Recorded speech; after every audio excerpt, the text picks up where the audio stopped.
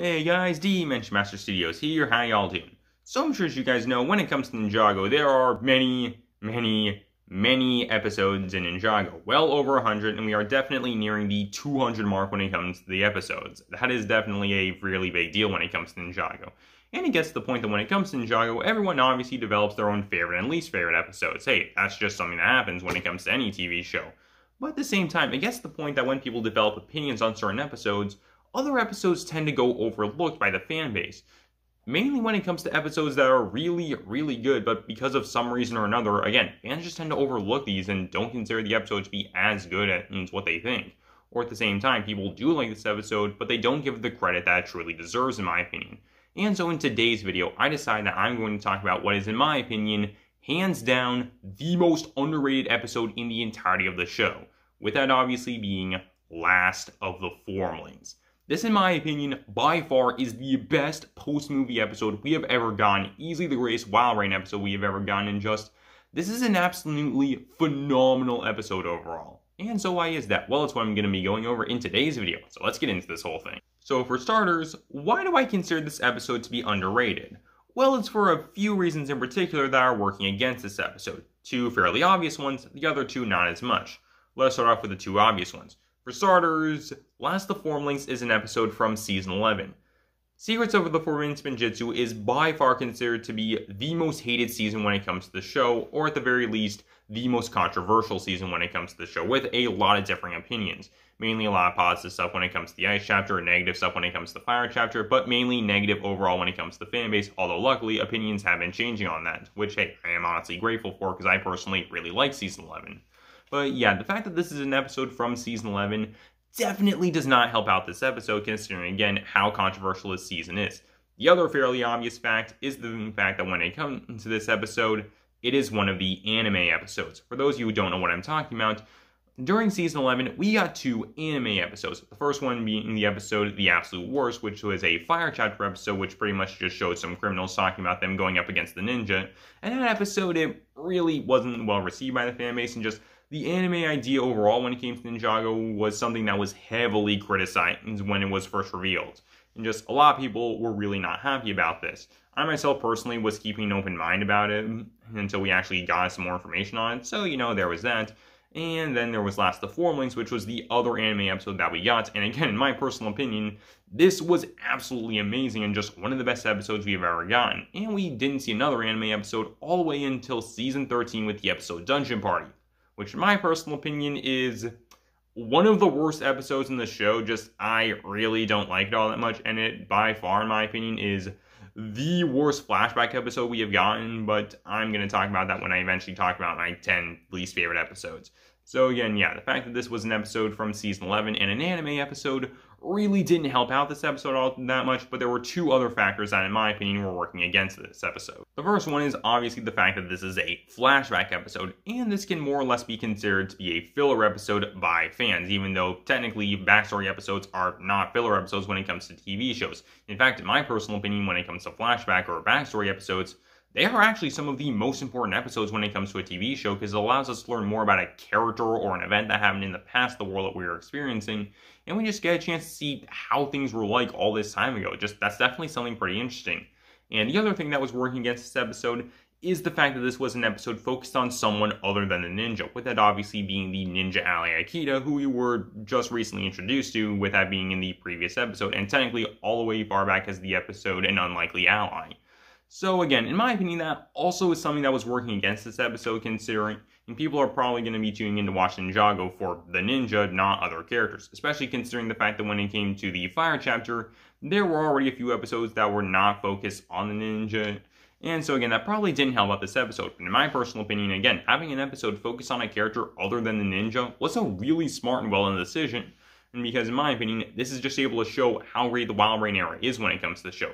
Because of the 11-minute runtime, it gives us a chance to just see characters other than the ninja and just get a chance to learn their story and have more focus put on them. I genuinely really liked this decision. So now let's get into why I personally really like this episode. Like I mentioned previously, one of the things that in my opinion worked really well when it came to this episode is the fact that it's a flashback episode and an episode focused on a ninja ally, with that being Akita. And in my opinion, this was definitely a great move considering what it was able to tell when it came to the story of this episode. And just, the story of the last of the Formlings is just a really great one in my opinion. For starters, we learn a whole bunch more about the Netherrealm. That is definitely something really cool.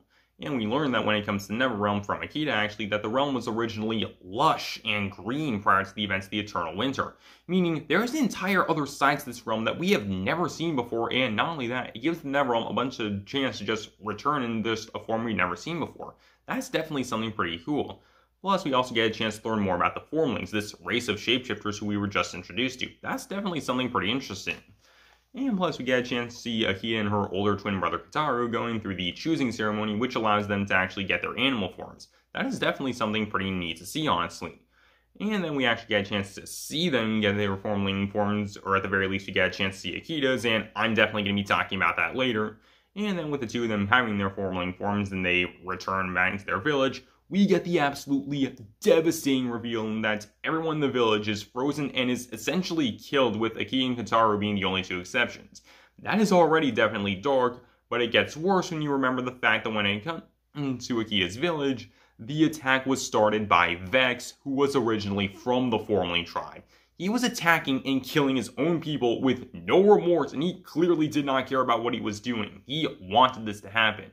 And he left Akita as the one and only survivor, considering he froze Akita's twin brother Kataru right in front of her as Kataru was trying to save Akita. Just, seriously, that is definitely messed up. And we also learned that from this moment onward, Akita lived on her own in the woods for a really, really long time. And in my opinion, when it comes to this episode, it was able to give Akita, by far, the darkest and most tragic backstory of any character in the show. Again, think about it. The day after, or on the exact same day that she actually got her animal form, she returned to her home village only to find everyone in it frozen and basically dead from someone who was originally from the tribe in the first place, including her own twin brother who sacrificed himself right in front of her, giving her a chance to live on. And then she had to live on her own in the woods for a really long time, where she eventually developed trust issues due to her limited interactions with people. That was until she met Lloyd. Just, seriously again, that is by far the darkest and most tragic backstory to any character in the show, honestly. Just, yeah, that's a lot, honestly.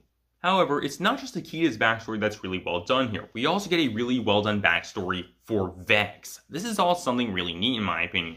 I like the fact that when it comes to this episode, not only did it give us the backstory for one of the major heroes of the Ice chapter, it also gave us the backstory for one of the major villains, actually, with that again being Vex. Because in this episode, we learned that he's actually from the Formling tribe and that he was the only Formling to never actually find his animal form, which caused him to become just really paranoid, fearful, and angry towards the world, eventually causing him to go into self-exile. And as we learn later on during the episode, corruption, well, he ended up finding Zane and turned him into the Ice Emperor. And it all started just because, again, he was completely paranoid towards the world and he believed that everyone hated him, when in actuality, that wasn't the case at all. It's something very interesting and something that, in my opinion, works really, really well when it comes to the episode, giving us a chance to see a backstory for not just the hero, but the villain. And also just setting up the whole message and theme with it being the whole thing about trust issues and what that can do to someone, basically. And how you can just dwell on not trusting someone and become someone like Vex, for example, who end up just becoming really paranoid and angry towards the world, or you can eventually just overcome those trust issues like Akita and Lloyd did during the season and become better people as a result. So again, when it came to this whole backstory thing, that was definitely pretty neat and was able to just add some more stuff when it came to the characters. Definitely cool overall. Another reason why I really like this episode is just the visuals and the music. Just all throughout this episode, they definitely went just non-stop when it came to the visuals and the music, and just, it was absolutely incredible to see. The music for stars is just absolutely amazing to hear, allowing you to just feel a wide variety of emotions depending on what was going on when it came to the situation. And just, there was a lot of really great tracks, especially Akita's theme, which in my opinion is one of the best tracks in the entirety of the show.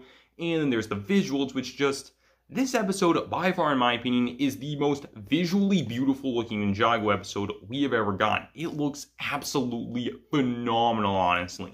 And in my opinion, going with the anime art style, was the best choice that they could have gone with when it came to this episode, because it just gives this episode something that allows to stand out compared to other flashback episodes and just episodes in general, honestly.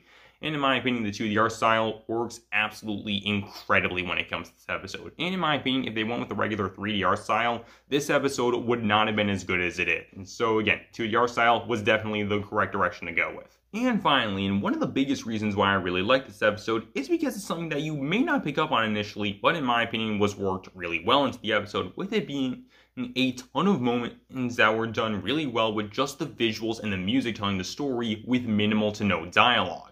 This is something that we rarely ever get when it comes to the show. Like, yeah, sure, there are battles and occasional moments with minimal to no dialogue, just allowing the visuals and music to tell everything. But in this one episode, they were able to masterful it beautifully with 3 moments in particular. The first one was towards the opening, where we got a chance to just see the Formlings interacting with nature and everything. We got a chance to see how happy and great things were when it came to the Netherrealm prior to the Eternal Winter, and just seeing what things were like when it came to the Formlings. It was definitely something interesting to see. There's then obviously the ending of the episode with the big attack in the Formling village, giving you an idea as to just how bad the situation has gotten and just how terrible things truly are now because of Vex and the Ice Emperor and what they're willing to do if someone dares to go against them. That's definitely something interesting, and in my opinion, definitely sets up the thread as to how big a deal these two actually are. And again, just the ending shot when it comes to Akita, again, just gives you the idea of just how bad the situation is and just how devastated Akita is because of everything that's going on. And then easily the best moment that we have when it comes to the episode is the moment when Akita finds her animal form. This moment, in my opinion, is by far one of Ninjago's greatest moments, honestly. Again, just the visuals and the music working incredibly together, the lack of dialogue, able to tell the story just purely through everything else. The moment that it means when it comes to Akita, and just the little arc that you went through during this episode, all culminating in this one moment. This was just an absolutely, this moment was absolutely amazing, honestly. And I'm at a loss for words, honestly, for how great this moment is. And this moment did something really interesting, honestly, when I saw it for the first time. The moment just took me in. I felt like I was just immersed. And for a moment, I honestly forgot that I was watching Ninjago and I was just simply enjoying this absolutely amazing moment. There's never been a moment that we've gotten so far when it comes to Ninjago that's been able to do that to me, but this is the first time it ever happens, and in my opinion, it was absolutely amazing to just see this moment. And just the one moment where he dies for the Spirit Wolf, that moment is absolutely incredible, and it is by far, again, one of the best moments in the entirety of the show. It is just absolutely amazing. So overall, again, when it comes to Last of the Formlings, this episode is just absolutely amazing and incredible. It is by far the best episode we got from Season 11, easily the best Ice Chapter episode, and like I said, it is the best post-movie episode we have ever gotten, honestly. This one episode was able to just take Akita and make her into a really great and well-done character, honestly, and set her down the path of becoming my personal favorite female character in the show. Akita is a really well-done and interesting character, and this episode, in my opinion, plays a big part when it comes to that because we get a chance to see her backstory. Plus, at the same time, Akita is the first ever Ninjago character who's a ninja where we got any sort of real backstory for her, so that's definitely something really great. And again, I love this episode so much. It is absolutely amazing and incredible, honestly, and I highly doubt we're ever going to get another anime episode, but if we do, honestly, I really, really hope that when it comes to that, it's at least somewhat similar to Last of the Formlings, because again, this episode is just absolutely phenomenal. And again, in my opinion, this is easily the most underrated episode we have ever gotten when it comes to the show, and in my opinion, deserves way more respect and attention than what it actually gets. So yeah, that's pretty much all I got for you guys. So tell me down below, what do you guys think? What are your guys' thoughts on this episode overall? Tell me down below, and I hope you guys enjoy. Later, guys, this is Dimension Master Studios signing off.